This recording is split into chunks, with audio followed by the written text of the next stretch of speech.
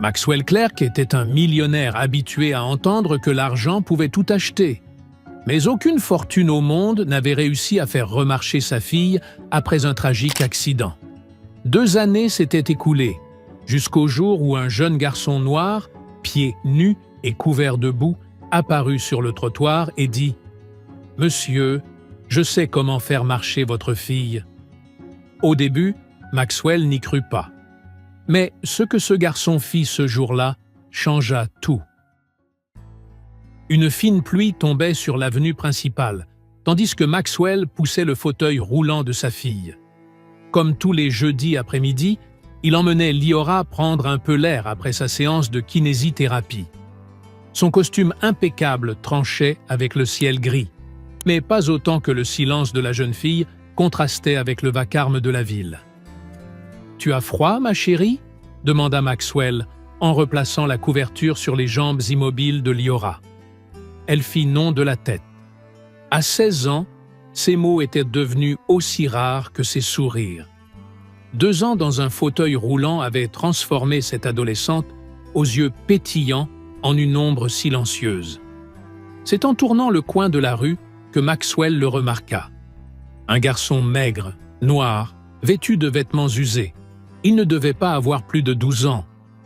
Il y avait quelque chose de différent dans sa façon de les regarder. Ni la pitié à laquelle Maxwell était désormais habitué, ni la curiosité morbide des autres enfants. « Monsieur, je sais comment faire marcher votre fille », dit le garçon en sortant de l'ombre pour se placer devant eux. Maxwell s'arrêta net. Pendant un instant, le bruit de la ville sembla s'éteindre. « Qu'est-ce que tu viens de dire ?» demanda Maxwell d'une voix plus basse qu'il ne l'aurait voulu, entre indignation et un soupçon d'espoir qu'il n'avait pas invité. « J'ai dit que je peux l'aider à marcher à nouveau, » répéta le garçon avec un calme déconcertant. « Je m'appelle Kael. » Maxwell sentit le sang lui monter au visage. Combien de charlatans avaient déjà promis des guérisons miraculeuses pour Liora? Combien de médecins réputés avaient déclaré cela impossible? Et maintenant, ce gamin des rues… « Écoute-moi bien », commença Maxwell, mais il fut interrompu par quelque chose qu'il n'avait pas entendu depuis des mois.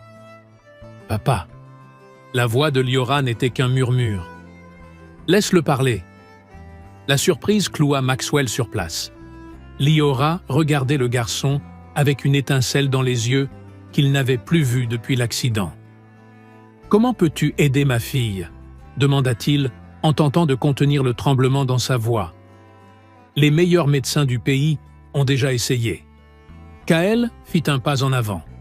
Ses pieds nus étaient couverts de boue, mais ses yeux dégageaient une assurance impressionnante pour un enfant si jeune. « Les médecins soignent ce qu'ils peuvent voir », répondit-il simplement. « Mais parfois, le problème est là où leurs yeux ne peuvent pas aller. »« Et toi, tu peux ?» lança Maxwell avec un rire amer. « Non, » admit Kael sans détour. « Mais je connais quelqu'un qui le peut. » Un silence s'installa. Maxwell scruta le visage du garçon, cherchant des signes de mensonge ou de malveillance. Il n'y trouva rien d'autre qu'une conviction inébranlable. « Où est cette personne ?» demanda Liora, sa voix un peu plus ferme. « À la lisière de la ville. Dans une cabane près du ruisseau, » répondit Kael. « Je peux vous y emmener maintenant. » Maxwell sentit la lutte intérieure s'intensifier. Suivre un gamin des rues vers un endroit inconnu relevait de la folie. C'était irresponsable, dangereux et probablement inutile. « Papa !» Liora prit sa main. Un geste rare, ces derniers mois. « S'il te plaît. » Ces 2 mots portaient tout le poids de 24 mois de silence et de souffrance. Maxwell regarda sa fille, puis le garçon, puis la pluie qui tombait, et ses chaussures italiennes couvertes de boue. « Très bien, » dit-il enfin, « montre-nous le chemin. » Le chemin menant à la lisière de la ville s'étirait comme une frontière entre 2 mondes. Peu à peu, les immeubles imposants laissaient leur place à des habitations modestes. L'asphalte impeccable devenait une piste de terre, et le vacarme des voitures se transformait en un lointain chant d'oiseaux. Maxwell poussait le fauteuil de Liora avec difficulté sur le sol irrégulier, tandis que Kael marchait devant, se retournant de temps en temps pour s'assurer qu'il le suivait bien. « On est presque arrivé », assura le garçon en désignant une zone boisée. « Qui est cette personne qu'on va voir ?» demanda Maxwell, sa voix trahissant la fatigue et une méfiance grandissante. « Mère Maera », répondit Kael. « Maera Wynne. »« C'est une médecin ?» insista Maxwell. Kael eut un sourire qui semblait bien trop sage pour son jeune âge. « Elle est bien plus que ça. » La cabane apparut entre les arbres comme si elle faisait partie intégrante de la forêt. Construite en bois assombri par le temps, des fleurs sauvages poussaient autour de l'entrée, et une fine fumée s'échappait d'une petite cheminée. On aurait dit un lieu hors du temps, retiré non seulement de la ville, mais du monde entier. Alors qu'ils approchaient, la porte s'ouvrit. Une femme noire aux cheveux gris tressés apparut. Ses yeux bruns étaient profonds comme des puits anciens, et son sourire révélait des rides sculptées par des années de douceur. « Tu m'amènes des visiteurs, petit Kael », dit-elle d'une voix mélodieuse qui semblait apaiser l'air autour d'elle. « Ils ont besoin d'aide, mère Maera », répondit le garçon. « La jeune fille ne marche plus depuis 2 ans. » La femme s'approcha et s'agenouilla devant le fauteuil de Liora. Sans demander la permission, elle effleura doucement les mains de la jeune fille. « Que t'est-il arrivé, mon enfant ?» demanda-t-elle avec tendresse. Liora, qui parlait rarement aux inconnus, répondit presque aussitôt « Un accident de voiture. Ma colonne, les médecins disent que je ne marcherai plus jamais. » Maxwell observait la scène, tendu. « Madame, si c'est encore une sorte de… »« Chut !» fit Maera en levant la main sans quitter Liora des yeux. « Ce n'est pas ce que vous croyez, homme fortuné. Je ne vends ni promesses creuses, ni miracles. »« Alors que faites-vous » demanda Maxwell. « J'écoute, » répondit-elle simplement. « J'écoute là où les autres n'entendent rien. » Elle les invita à entrer. L'intérieur de la cabane était étonnamment chaleureux. Des plantes séchées pendèrent du plafond, un feu crépitait dans une cheminée de fortune, et l'air était empli du parfum des herbes. « Je peux » demanda Maera en désignant les jambes de Liora. La jeune fille acquiesça, et la femme écarta le plaid. D'un geste délicat, elle toucha les genoux de Liora, puis ses chevilles, tout en fredonnant à voix basse une mélodie que Maxwell ne connaissait pas. « Que ressens-tu, mon enfant » demanda Maera. Liora fronça les sourcils, concentrée. « Rien, comme d'habitude. » Maera sourit. « Ferme les yeux. N'essaie pas de ressentir avec ton corps. Ressens avec ta mémoire. » Liora obéit et ferma les yeux. Maera continua de chanter, sa voix emplissant la cabane d'une énergie presque tangible. Maxwell restait là, partagé entre scepticisme et un désir profond d'y croire. C'est alors qu'il le vit. Un léger frémissement au bout des orteils de Liora. « Ça picote », murmura Liora, les yeux toujours clos. « Comme quand mon pied s'endormait, avant l'accident. » Le cœur de Maxwell s'emballa. « Liora, tu sens tes pieds ?»« Oui, » souffla-t-elle, les larmes coulant doucement sur ses joues. « Je les sens. » Maera sourit. « Maintenant, souviens-toi de ce que c'était. Marcher. Ne force rien. Contente-toi de te souvenir. » Liora hocha la tête, le visage tendu entre concentration et émotion. « Votre fille n'a jamais cessé de marcher dans ses rêves, » dit Maera à Maxwell. « Le corps oublie parfois, mais l'âme, jamais. » Pendant 1 heure encore, Maera chanta, touchant par moments différents points sur les jambes de Liora. La jeune fille décrivait des sensations, des picotements, de la chaleur, parfois même de brèves douleurs. Puis Maera se recula. « Essaie de te lever maintenant, mon enfant. Ton père te soutiendra. » Maxwell se plaça près de sa fille, tenant fermement ses bras. « Est-ce que c'est prudent ?» demanda-t-il, la peur dans la voix. Maera ne répondit pas. Elle se contenta de regarder Liora, qui se préparait déjà à se lever. Dans un effort visible, Liora posa les pieds sur le sol de la cabane. Ses genoux tremblaient violemment. Maxwell la tenait fermement, redoutant qu'elle chute. Et puis, cela arriva. Liora fit un pas, petit, instable, douloureux, mais un pas. Maxwell sentit le monde s'évanouir autour de lui. Les larmes jaillirent, embuant sa vision. Encore un, encouragea doucement Mahera. Liora fit un deuxième pas, puis un troisième, chacun plus assuré que le précédent. « Comment ?» fut tout ce que Maxwell réussit à dire, la voix brisée par l'émotion. « Comment est-ce possible ?» Mahera sourit. « Certaines douleurs restent enfermées en nous, comme des oiseaux dans une cage. Parfois, il suffit d'une main pour ouvrir la porte. » Le soleil commençait à se coucher lorsqu'ils quittèrent la cabane. Liora avait encore besoin d'aide pour marcher, mais ses pas étaient plus assurés, comme si chaque mouvement réveillait en elle une capacité longtemps oubliée. Maxwell portait le fauteuil roulant vide d'une main, son visage portait encore les traces de ses larmes, mais ses yeux brillaient d'une lumière nouvelle. Kaël marchait silencieusement à leur côté.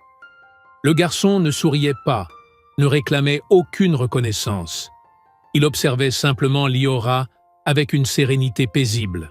« Je dois comprendre », dit finalement Maxwell, brisant le silence. « Qui es-tu, Kaël? Comment as-tu connu Mahera? Comment savais-tu qu'elle pouvait aider Liora ?» Le garçon s'arrêta et tourna son regard vers l'horizon, où les dernières couleurs du jour peignaient le ciel. « Mahera était ma grand-mère », répondit-il après un moment. « Elle m'a élevé depuis ma naissance. » « Était » demanda doucement Liora. « Elle est décédée l'hiver dernier, dit Kaël, sa voix calme, mais chargée d'une peine profonde. Mais avant ça, elle m'a appris à voir. »« Voir quoi ?» demanda Maxwell. « Les gens, les vrais, » répondit Kaël. « Quand j'avais 7 ans, j'ai eu un accident. Je suis tombé d'un arbre, et je me suis fracturé les 2 jambes. » Il s'interrompit, comme s'il revivait ce souvenir. Les médecins disaient que je ne marcherais plus jamais normalement, que je boiterais toute ma vie, que la douleur serait constante. Il regarda Liora droit dans les yeux. Personne ne croyait que je pourrais vraiment guérir.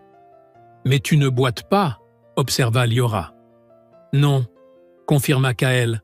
« Grâce à ma grand-mère. Elle a fait pour moi ce qu'elle a fait pour toi aujourd'hui. Sans médicaments, sans opération, avec sa présence. »« Sa présence ?» répéta Maxwell, perplexe. « Les gens malades sont souvent abandonnés à l'intérieur d'eux-mêmes, expliqua Kaël. Les médecins soignent le corps, les psychologues, l'esprit. Mais qui soigne la solitude de la douleur ? Maxwell ne trouva rien à répondre. Ma grand-mère est restée à mes côtés, jour après jour. Elle ne m'a pas laissé oublier ce que c'était, marcher. Elle ne m'a pas laissé seul avec ma douleur. » Kaël baissa les yeux vers ses pieds nus. « Et un jour, je me suis simplement levé. Et j'ai marché. »« C'est pour ça que tu aides les autres maintenant ?» demanda Liora. « À cause d'elle ?» Kaël hocha la tête. « Après son départ, j'ai compris que je voyais ce qu'elle voyait. J'ai remarqué comment les gens portent leur douleur, certains dans leur chair, d'autres dans leur cœur.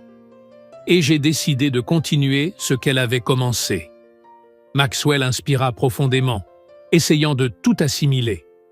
Une partie de lui cherchait encore une explication rationnelle, scientifique.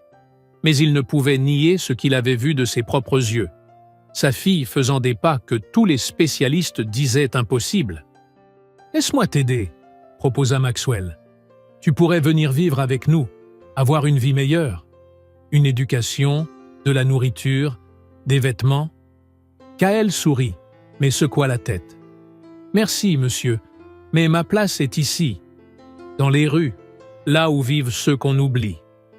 C'est ici que je peux les trouver. »« Mais tu n'es qu'un enfant, » insista Maxwell.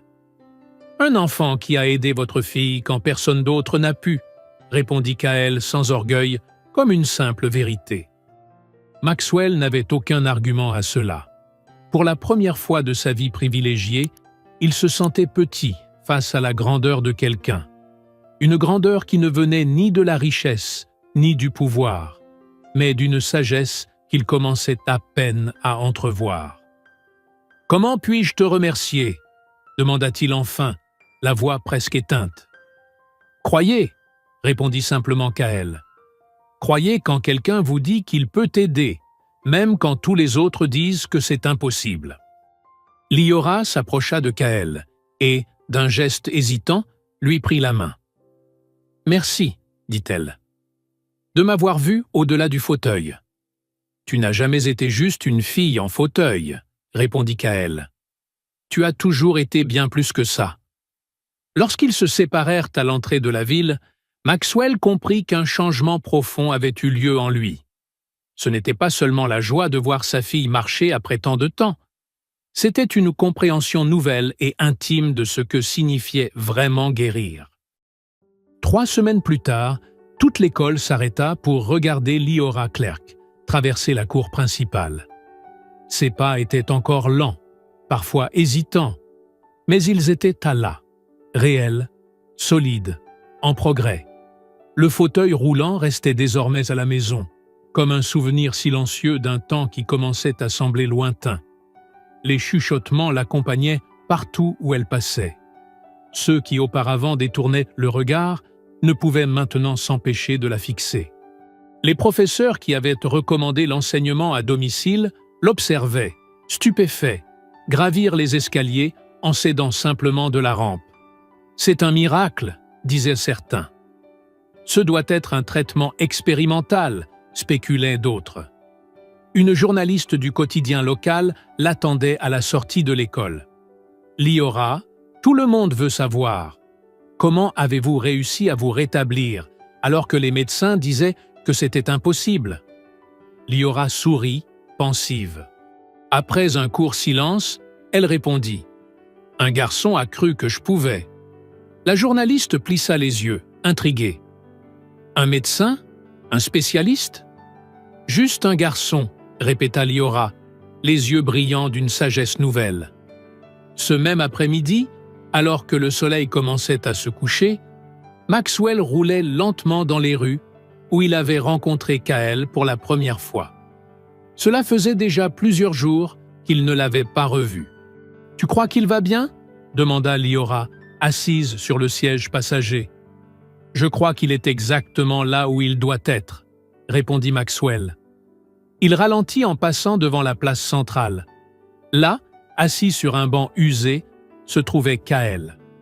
À ses côtés, une fillette d'environ 8 ans, une jambe dans le plâtre et les yeux tristes. Maxwell gara la voiture et observa. Il ne pouvait pas entendre ce que Kaël disait à la petite, mais il le vit se mettre à fredonner doucement, la même mélodie que Maëra avait chantée dans la cabane. Peu à peu, l'expression de la fillette changea. La tristesse fit place à la curiosité, puis à un léger sourire. « On va l'appeler ?» proposa Liora. Maxwell secoua la tête.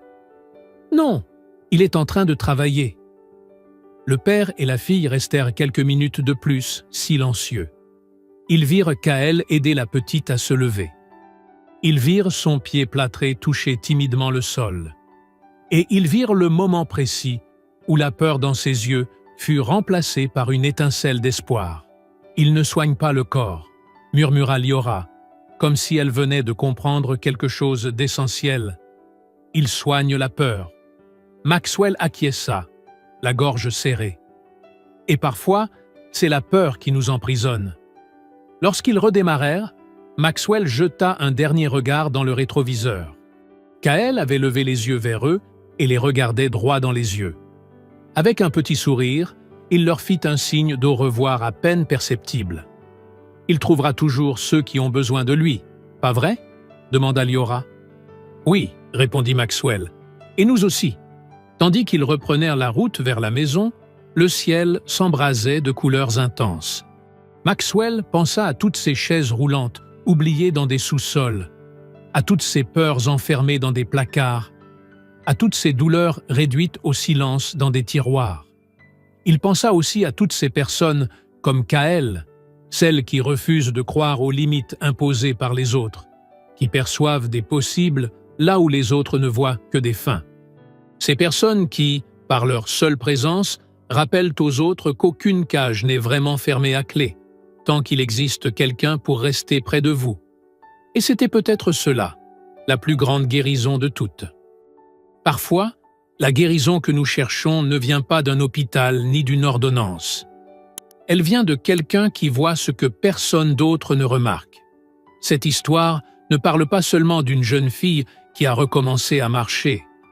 Elle parle de foi, de courage et du pouvoir de croire quand tout semble perdu. Si cette histoire vous a touché, partagez-la avec quelqu'un qui a besoin d'espoir aujourd'hui.